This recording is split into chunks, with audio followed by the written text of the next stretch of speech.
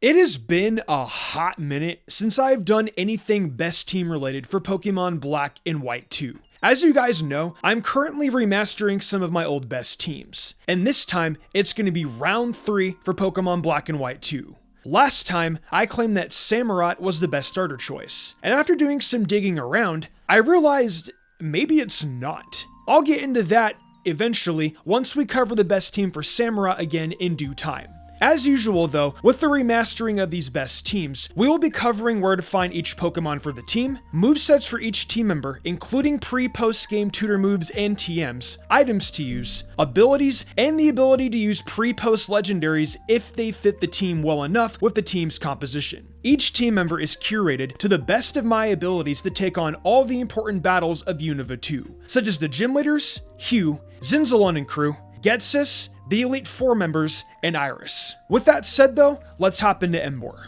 Emboar is an absolute powerhouse in the early portion of the game, doing decently against the first several gym leaders all the way until Clay, while also being able to shatter Zinzalon as well. Emboar is definitely going to struggle in our last 4 gyms though, before becoming decent enough against multiple Elite Four members like Grimsley. But we'll need to give it a good enough moveset to help it as much as possible against these later gyms it'll struggle against. With our moveset of Rock Slide, Hammer Arm, Heat Crash, and Scald, we can make Emboar into as strong of an option as possible. Now, I'm not sure which move is better here. Flamethrower or Heat Crash. Flamethrower is consistent damage across the board, while Heat Crash is based more around Emboar's weight going up against certain opponents. With Hammer Arm, Heat Crash, or the Flamethrower option, we can get these moves via level up.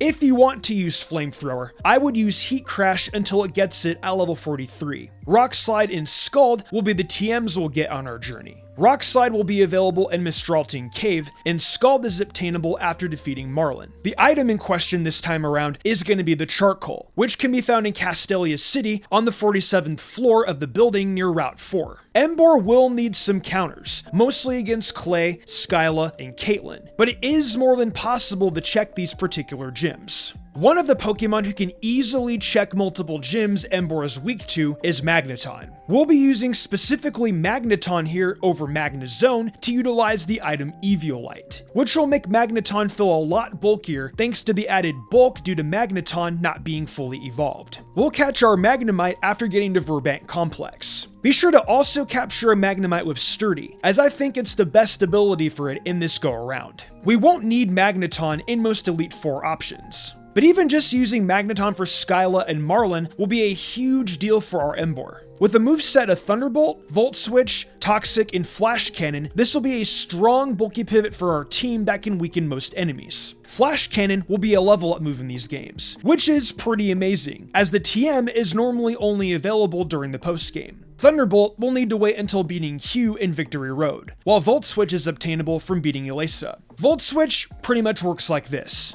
By having Switch mode enabled, Volt Switch will have you pivot into another Mon on the team. Once you do, the Switch mode text will appear, and from there, you can swap back out to Magneton. Hopefully, Magneton can OHKO the opponent, and the Toxic TM can be found in the Seaside Cave. Thunder Wave is also another option if you want to cripple speed threats, and that can be learned at level 17 as a Magnemite. I can see that being pretty useful for a mon such as Bergsley Vanny. I mentioned we can get the Eviolite for Magneton, and this will be an option we can also get in Castelia by just seeing 40 unique mons. Magneton should help quite a bit, and we'll just need to look in the options for Clay, as currently our team will struggle quite a bit with this battle. If you find Magneton to be a little tedious to use with the Volt Switch strat, Galvantula is always a good option as well, especially if you can land the Compound Ice Thunder. Joltik is found in Chargestone Cave and evolves into Galvantula at level 34. The Thunder TM can be found in the Lockanusa Pokemon Center for purchase. For a brief moveset, I go Thunder, Signal Beam learned at level 34, Thunder Wave learned as a Joltik that you might have to move relearn, and Energy Ball for coverage, which is obtained via surfing across a pond literally right next to your house. I wanted Magneton because I like the extra bulk it provides with the Eviolite, but if you want more speed and never missing thunders, Galvantula could be your option too.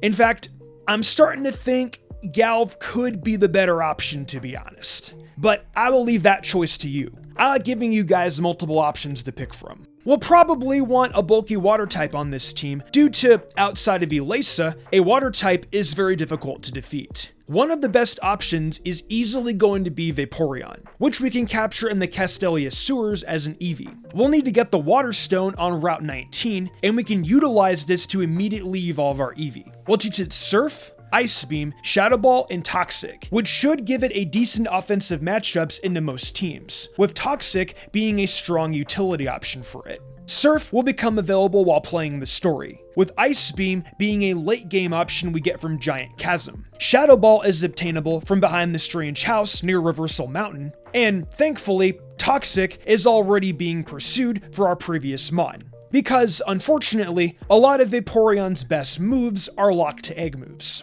At the very least though, we still have one of the best defensive water types possible, so I think repeating this TM makes a lot of sense here. Unfortunately, due to Ice Beam's later availability, it will not be available for the Drayden fight, so Blizzard will have to suffice for that. That TM can be found in the same location as Thunder in the Lacanosa Pokemon Mart section. As for our item, we'll get the leftovers from Castelia sewers, which should help Vaporeon with keeping itself as healthy as possible. This should be a powerful partner to take on Clay, which will be huge for our first two options on the team especially.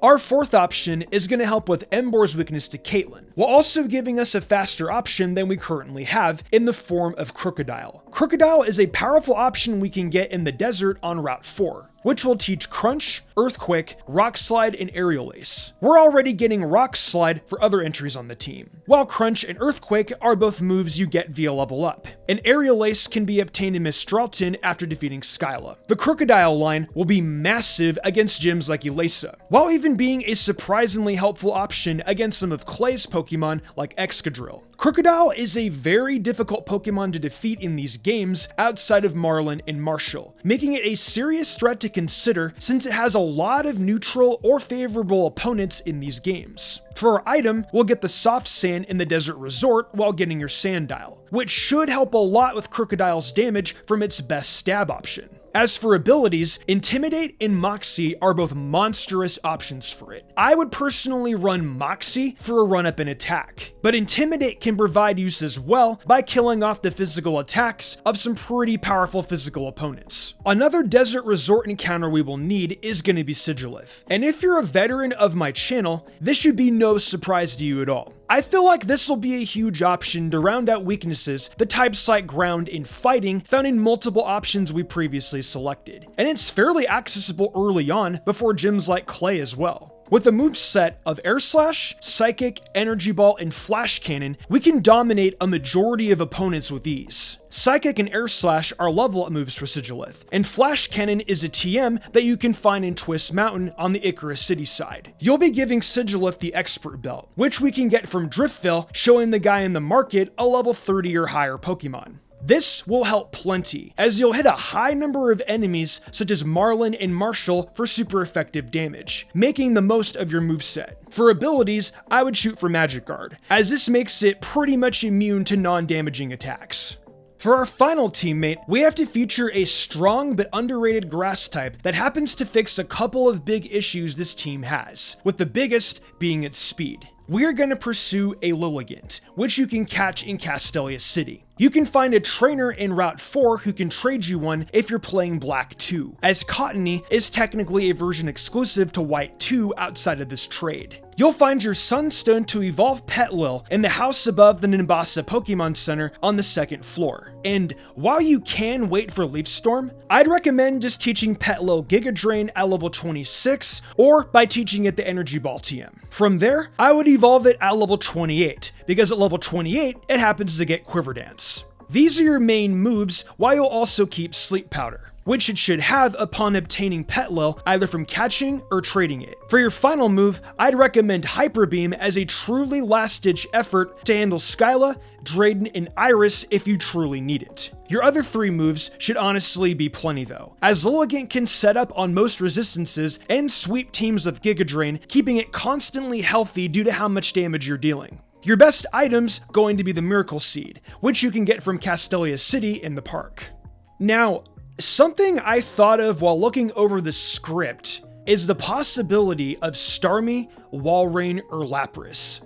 I really liked how the script was sounding so far, so I didn't mention it earlier. But I realized halfway going through the script that Lilligant covered clay. So realistically, the early water type isn't particularly necessary, but it has its uses. By having Starmie as an option, you have a speed machine that has almost every piece of coverage in the book. Walrein and Lapras also help with their ice stabs. The 3 of these mons are all available before facing off against Drayden as well. The downside with Starmie is that Blizzard can miss, and if Starmie gets hit, it could faint on the spot. Lapras might be the best option here though, due to getting Ice Beam via level up. I primarily decided on Vape though, so the team wouldn't have the extra ice weakness, and I love having that extra bulk around at an earlier time. But all in all, it's up to you on how you want to do this. For remaining HMs, I recommend Meryl that teaches options like Strength, Waterfall, and Dive to beat the game. As far as legends go, there aren't really any worth pursuing here, despite some of the Swords of Justice being available, as they'd probably have to replace Emboar, which just isn't worth doing.